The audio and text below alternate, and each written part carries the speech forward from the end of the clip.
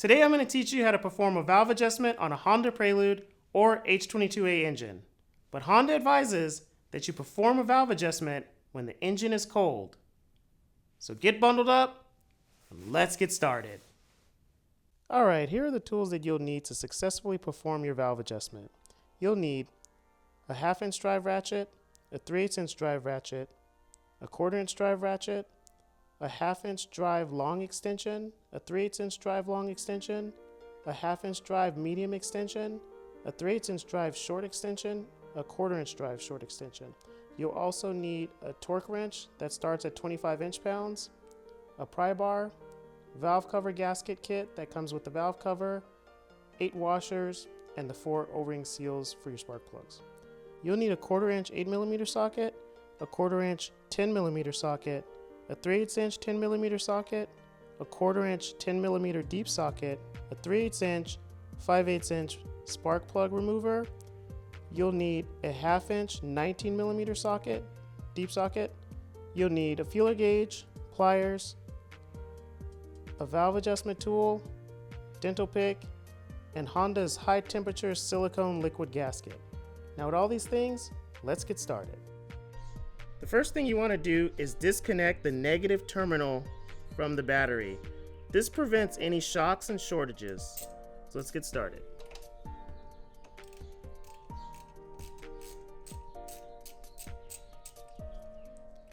And then just set it off to the side like that, and we can move forward.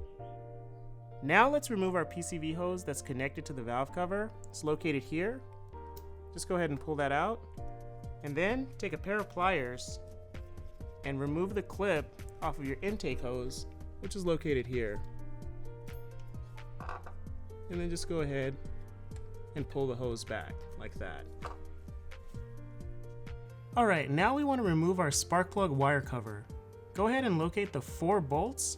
They're here, here, here, and here. And remove those bolts.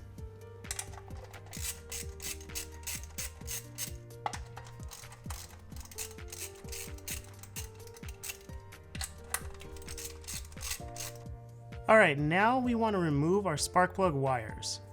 So go ahead and remove them. And just set them off to the side. Okay, now remove your ground wires. You'll have 2 of them. One will be located on the valve cover, the other one on the engine. Take your 10mm socket and remove both of those.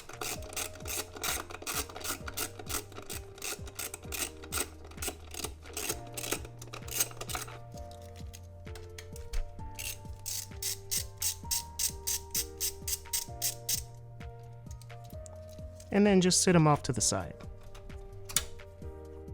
Okay, before we disconnect the wire harness from the alternator, locate the 10mm bolt that holds the wire harness to the engine. It's located here. Just remove that bolt.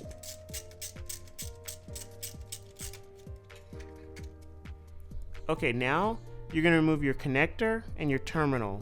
Your connector is located here, and your terminal is right here. Remove both of those, and also remove a small 8mm nut that holds the wire harness to the alternator, which is located in this area right here. Okay, now that we have our wire harness disconnected from the alternator, go ahead and remove it and set it off to the side, just like this. Now we can start the process of removing the valve cover and adjusting those valves. We're going to locate the 8 nuts holding the valve cover down. They're located here, here, you have 2 in the middle, 2 in the back, and 2 on the side. So let's remove those.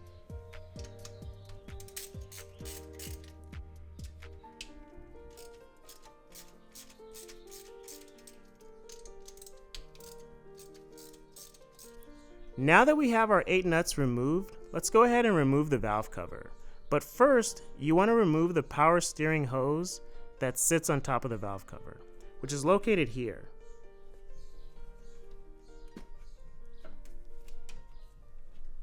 Now we can pull off our valve cover. If it's a little stubborn to come off, you can use a crowbar along where the head meets the valve cover, and just wrap the crowbar with some tape and gently pry it apart. Okay, so let's remove the valve cover.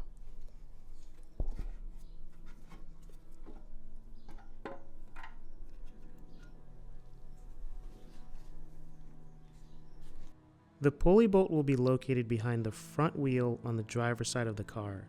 Turn the wheel all the way to the left to gain access to the pulley bolt.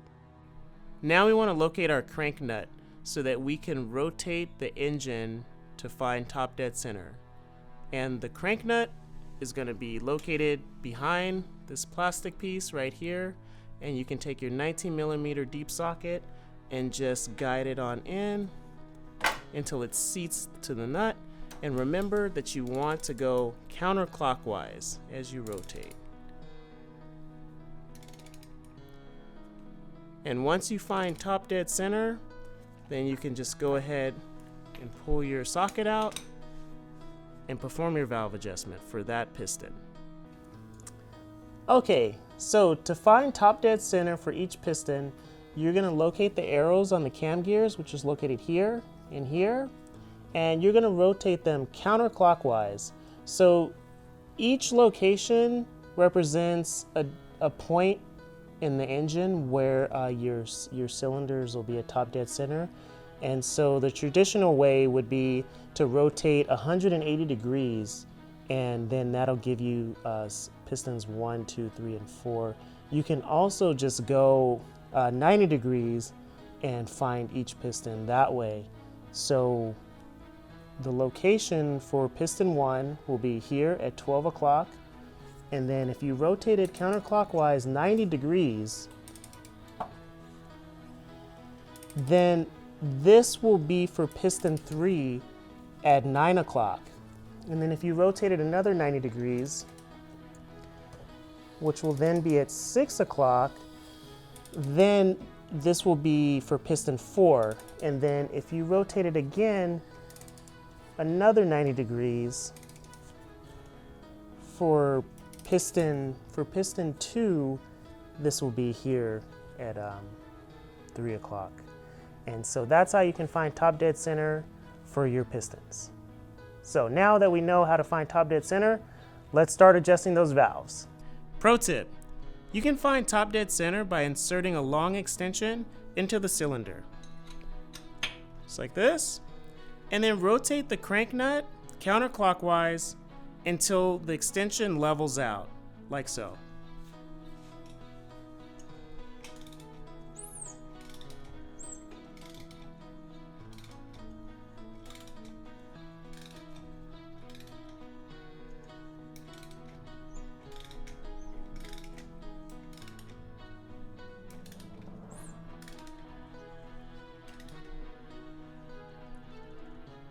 And right there, it's leveled out, and that's top dead center. Now that we have piston 1 set to top dead center, we can start adjusting the valves. We'll start with the exhaust side first. So take your valve adjustment tool, sit it over the valve nut, rotate the nut while holding the screwdriver in place. Once the nut is loose, then go ahead and loosen the screw, which will adjust the valve. Once the screw is loose, then we'll just leave the handle down like this while holding the screwdriver.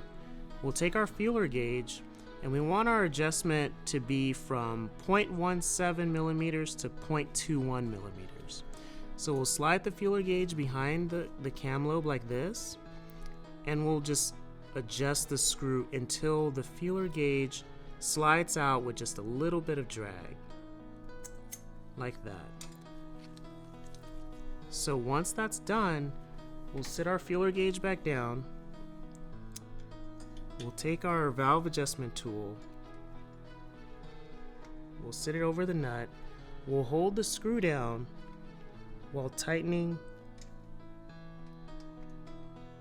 the nut back down.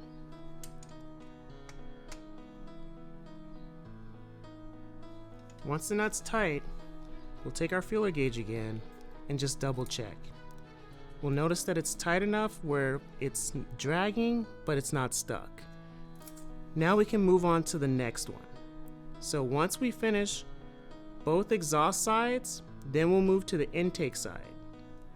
Now that we've completed the valve adjustment for the exhaust side on piston 1, we can move to the intake side for piston 1. You're going to do the same exact thing that you did for the exhaust side. The only difference is you're going to set the tolerances between 0.15 to 0.19. Once you're done with that, we'll move to piston 2. Now, remember to rotate the crank 180 degrees so that you get to piston 2 top dead center. Or you can use the extension and wait for it to level out, and you can confirm it by looking at the arrows. Now we want to install our new valve cover gasket. So before we do so, we'll need to remove the old valve cover gasket. Take a dental pick and pry along this edge right here where it starts, and then you can just go ahead and pull it out.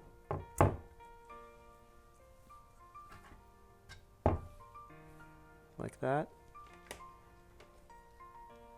And then remove the rubber gaskets in the middle.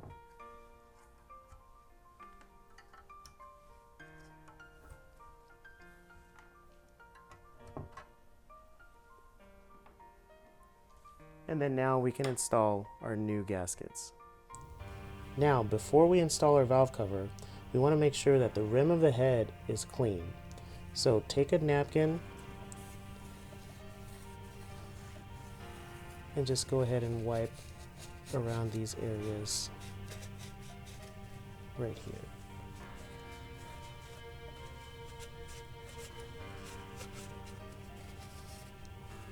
And then make sure you get in the back too. This also ensures that the valve cover gasket, the liquid gasket, makes a good contact. Now that we have our valve cover gasket installed into our valve cover, we want to apply liquid gasket to the 4 corners of the valve cover gasket, which is here, here, here, here, and then you're going to do the same on the opposite side. Once you have a liquid gasket in place, mount your valve cover to your engine head within 5 minutes, because after a while it'll start to get hard and then you'll have to reapply the liquid gasket. Once we have our liquid gasket in place, we can now mount the valve cover to the engine head, but before we do, make sure to wait 30 minutes before you apply oil or start the engine. This will allow the liquid gasket to cure, and that'll ensure a good seal for the future. So let's get started.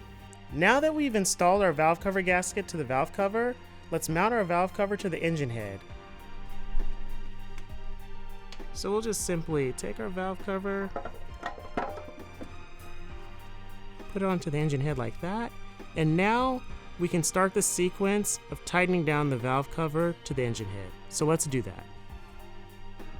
Okay, now that we've mounted our valve cover to our engine head, we're going to install the washers. And the washers come in 2 pieces. You're going to have a rubber piece, and then you're going to have a metal piece. So the rubber piece goes on first, like this, and then we're going to install the top metal piece like that.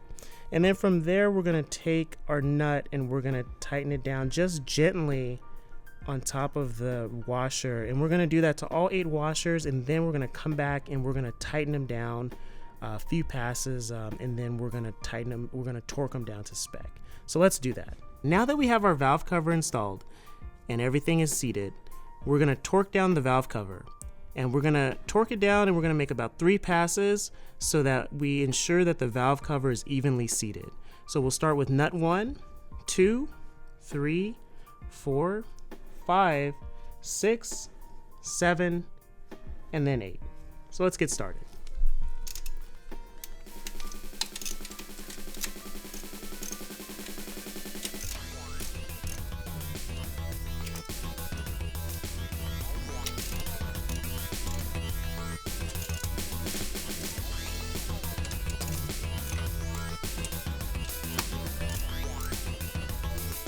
That's 1.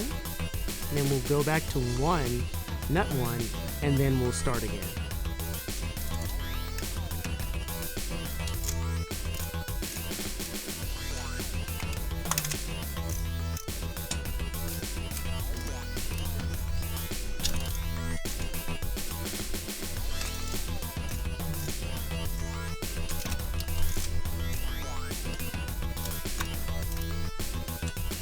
Okay, that's 2.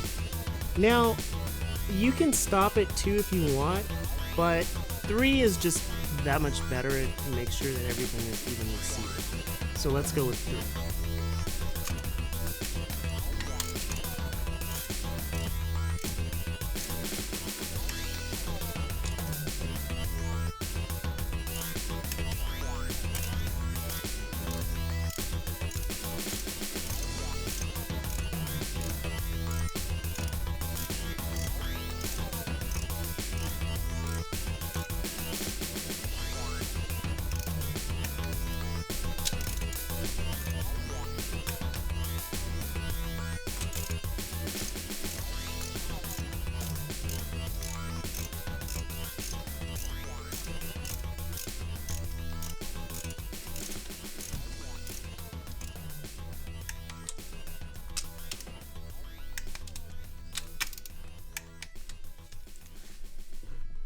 All right, and now we're finished torquing down the valve cover, and we can start putting the engine back together.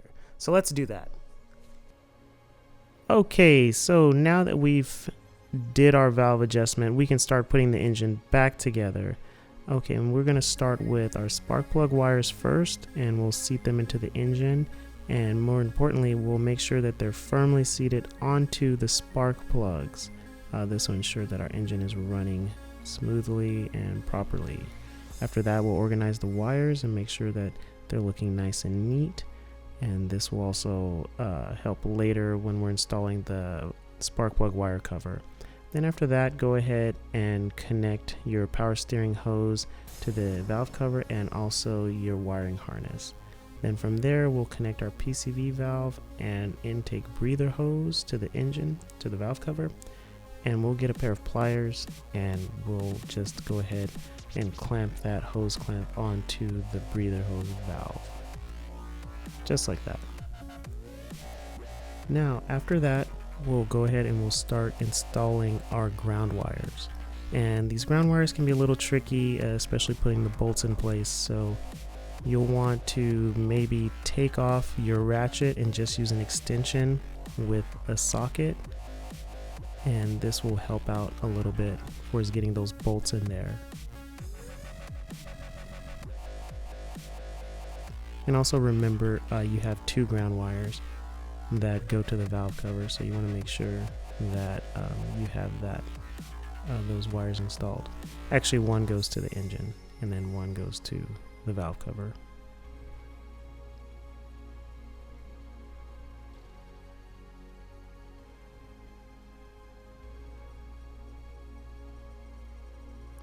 And then after that, we can go ahead and tighten down our wiring harness.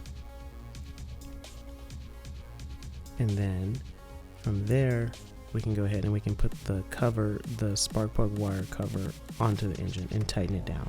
And once we have all of these bolts tightened down, then we can go onto the alternator and put the wiring harness back together.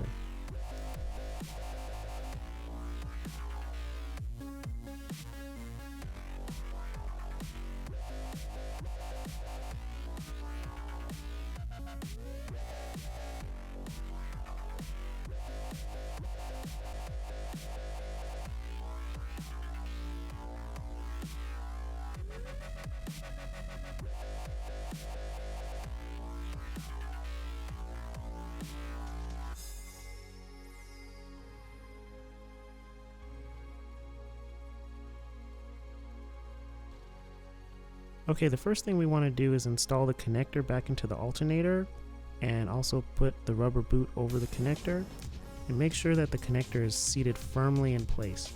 Then next we'll take our terminal and put it back onto the alternator and tighten it down with the 10mm nut. And once we have that tightened down, then we can go ahead and put the rubber boot over the terminal to make sure that no dirt or anything like that gets onto the terminal. And after that, we're all set.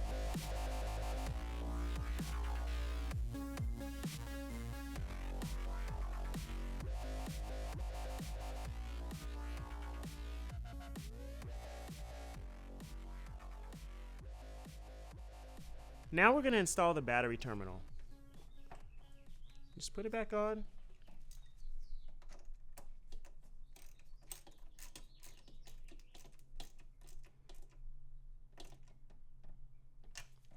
make sure it doesn't move, and you're all set.